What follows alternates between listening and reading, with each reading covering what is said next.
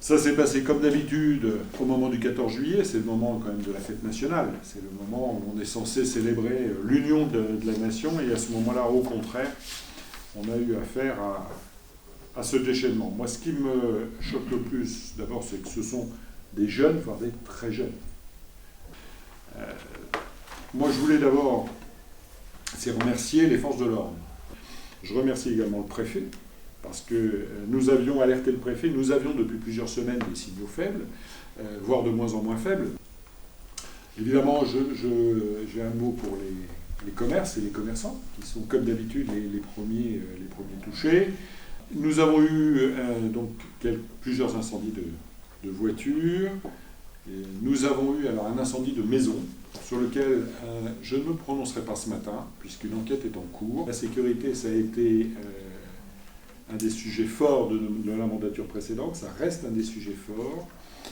Heureusement que nous avons multiplié par 2 le nombre de policiers municipaux, heureusement que nous avons eu ces caméras, aujourd'hui 69 caméras, et notamment celles qui sont là, qui sont déjà en cours d'exploitation par la police, pour retrouver notamment les pilleurs du buraliste. Et donc ça, pour nous, c'est un sujet majeur. Nous avons donc, continué à travailler sur cette notion de sécurité. Je crois que la nuit du 13 juillet en est l'exemple le plus abouti. Et nous allons donc, au fur et à mesure, essayer de développer très vite une police municipale de nuit.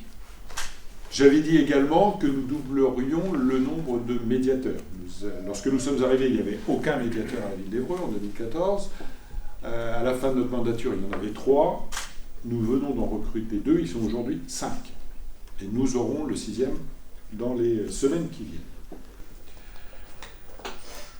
Pour autant, il reste une vraie urgence. Il reste une urgence en matière d'éducation.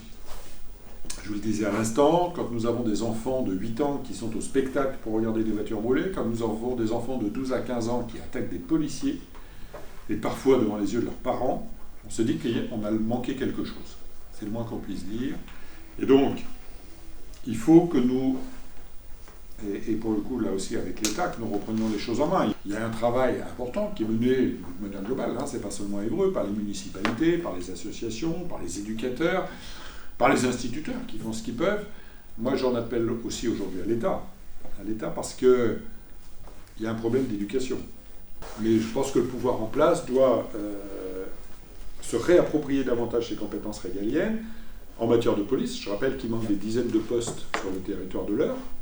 Et il s'agit maintenant d'ancrer, de rechercher les causes profondes, on les connaît un peu, mais surtout de traiter les causes profondes, notamment ce recul de l'éducation, ce recul de la citoyenneté, ce recul du civisme, ce recul de l'État régalien, parce que nous ne pourrons pas, nous, collectivités, tout faire.